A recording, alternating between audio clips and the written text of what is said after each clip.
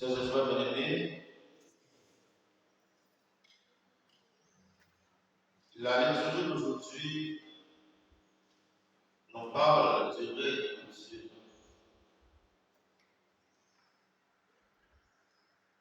Ou encore du royaume des cieux, selon le langage de Saint Matthieu.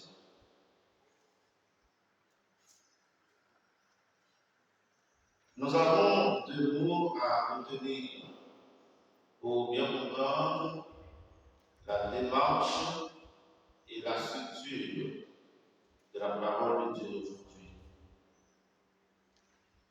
Le premier mot est la confiance. Un mot que nous retrouvons dans la deuxième lecture. Le deuxième mot est la patience. Confiance et patience. Confiance en Dieu, confiance en nous-mêmes et confiance dans les autres.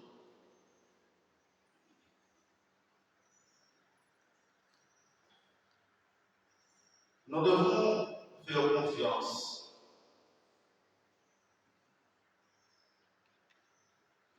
Et le mot confiance nous fait penser à quel autre mot? À la foi. La foi, dans sa racine hébraïque et grecque, nous fait penser à ce qu'on appelle le roc, le rocher, pistis ou fides.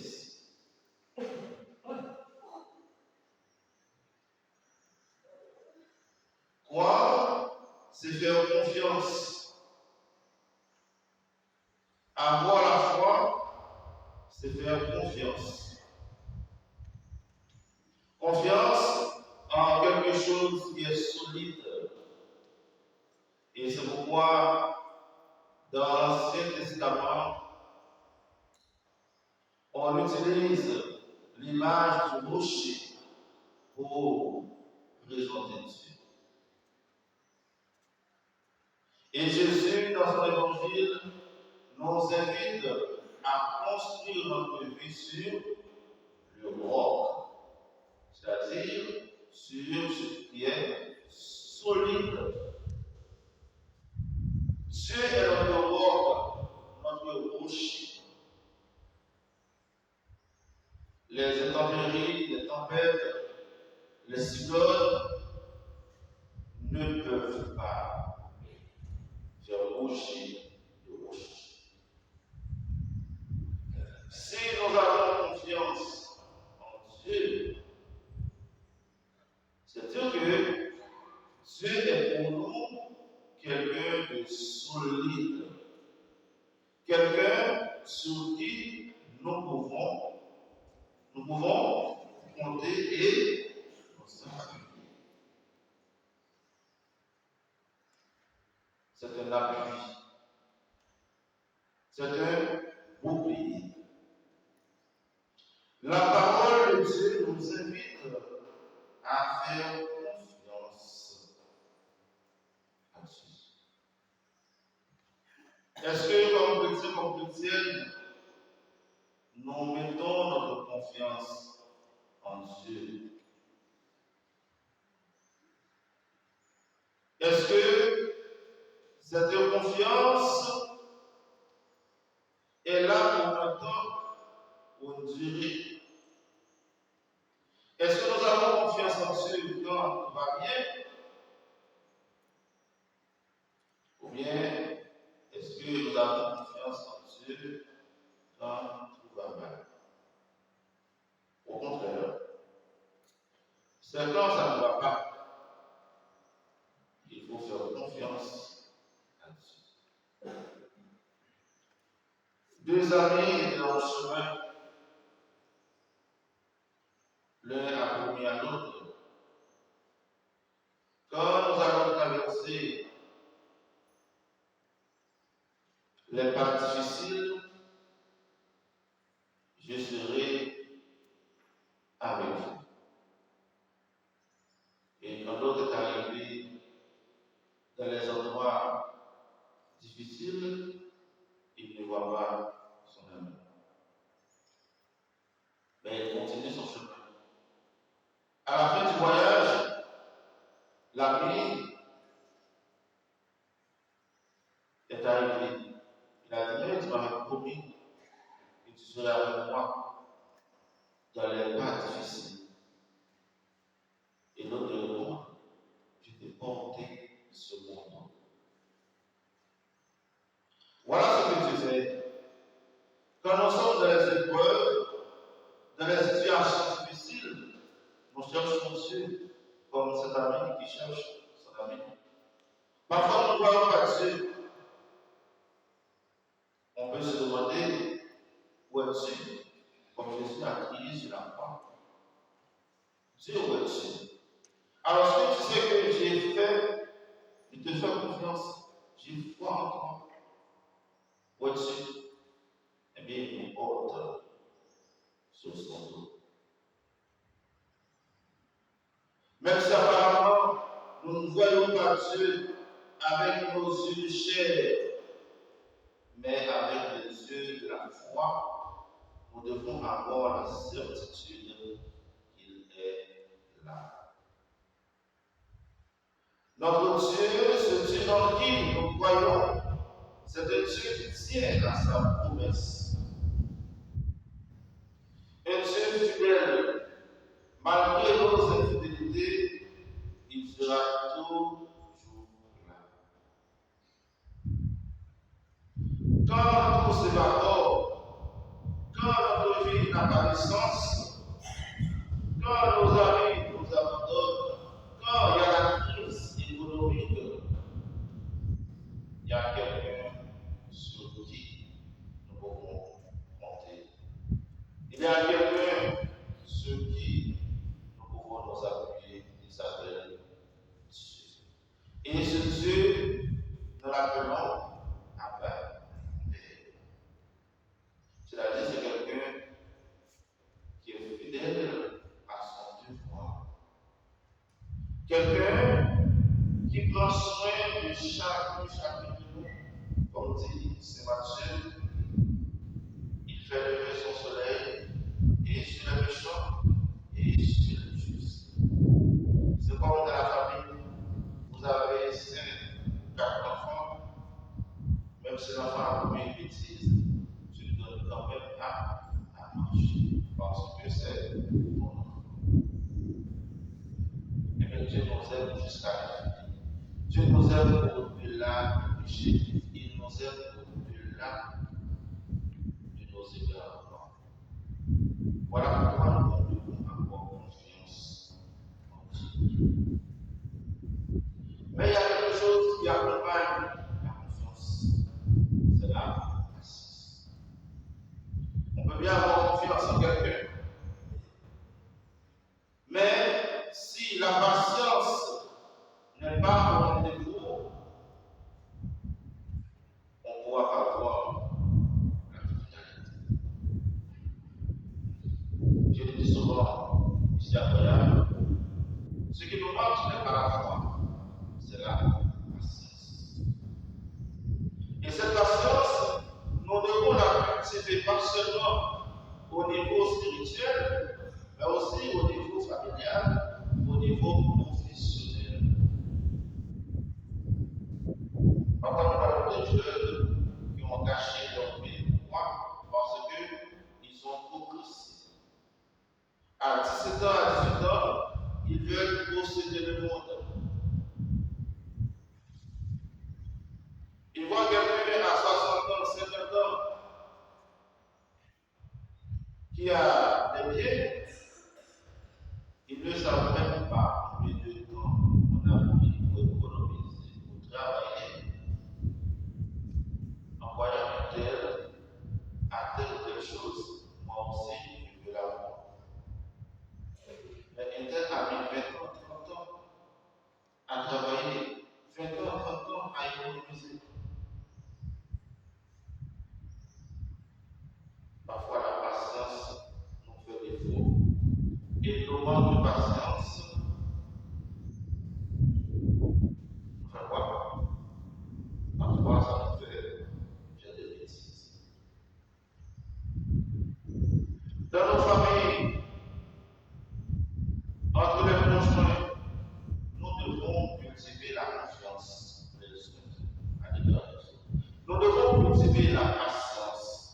Chacun a son rythme, chacun a sa compréhension des choses. Nous ne devons jamais oublier que dans nos relations,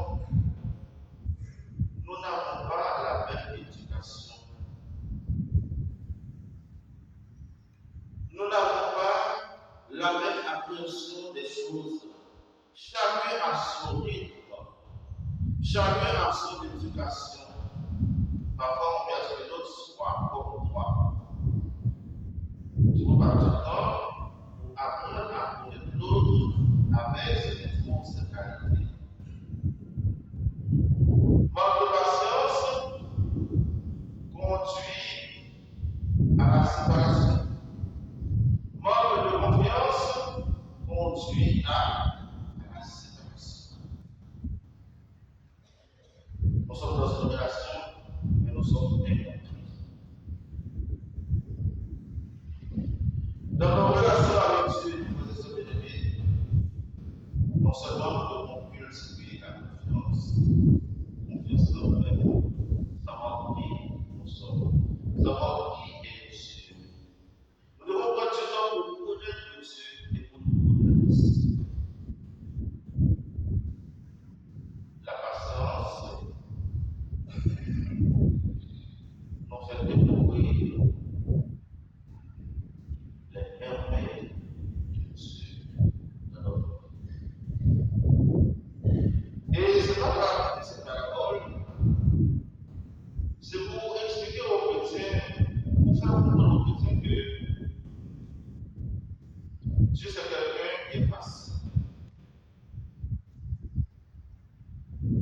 Cette parabole nous donne l'histoire de l'Église. L'Église qui a commencé dans un coin en Judée avec 12 apôtres.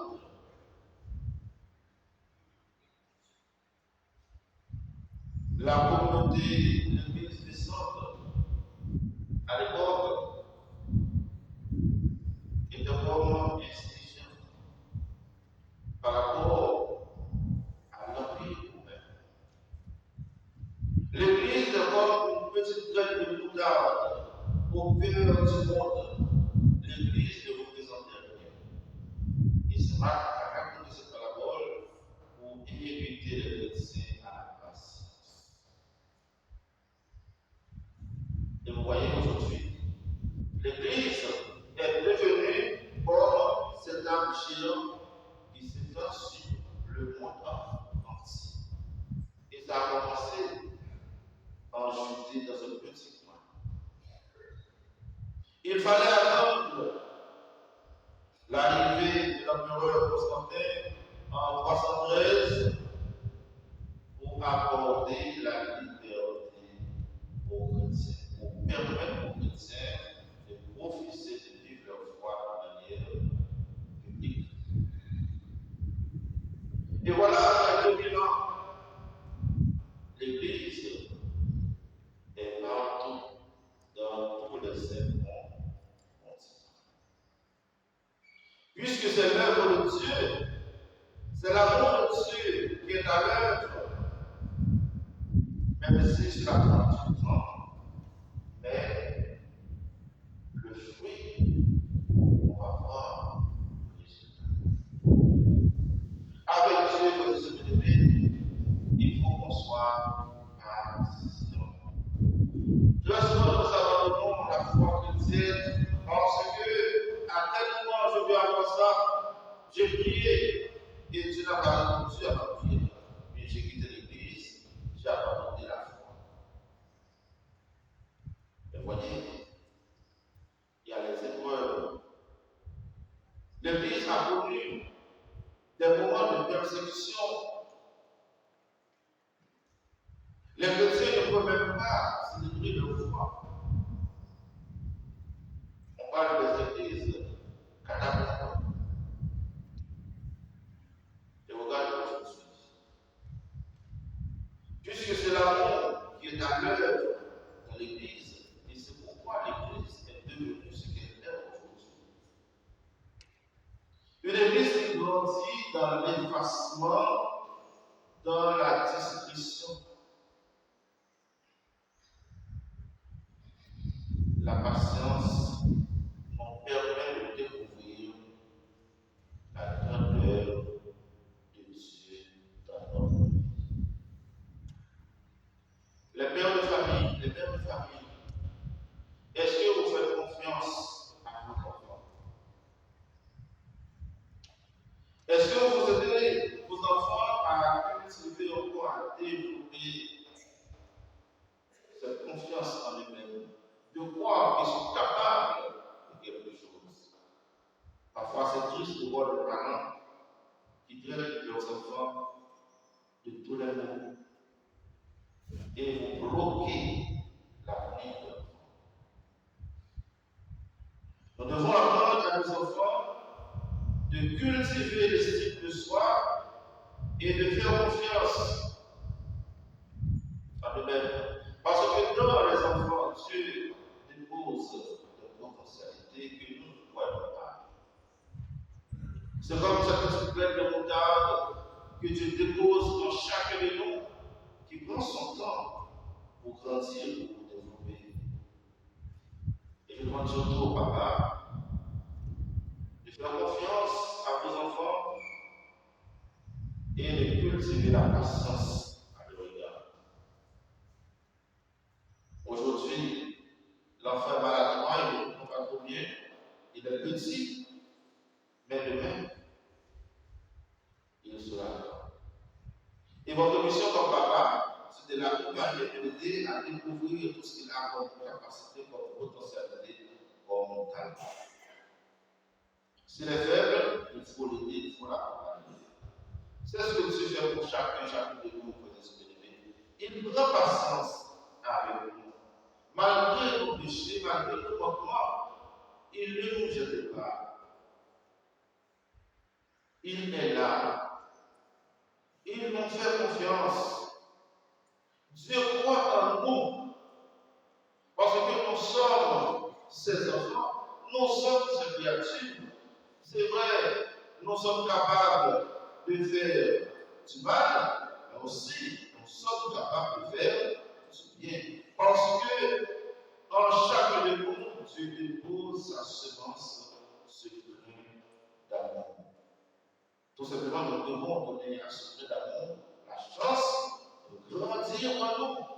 Et quand la même racine en nous, tout le monde veut se rapprocher de nous.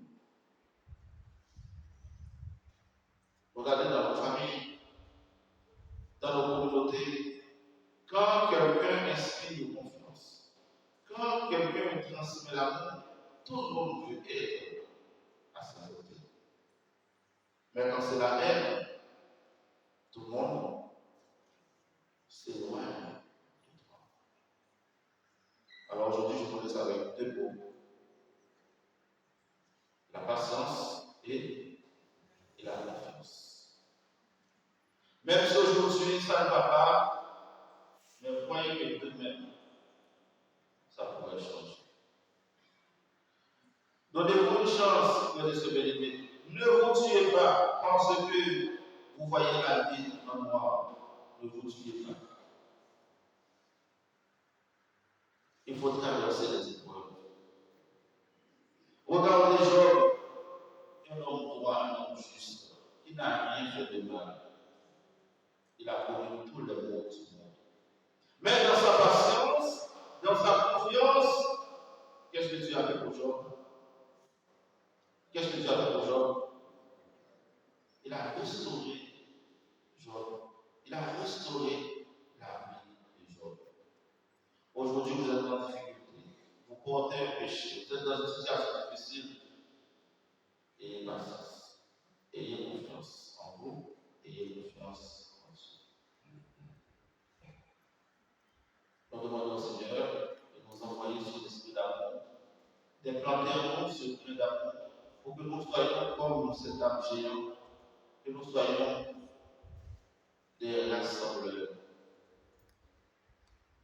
que nous soyons des hommes et des femmes qui portent du fruit, qui répandent l'amour de Dieu autour de nous. Que nous soyons bénis, que nous soyons sanctifiés et que Dieu nous apporte surtout la grâce de grandir en sainteté et en amour. Qu'il en soit ainsi, au nom du Père et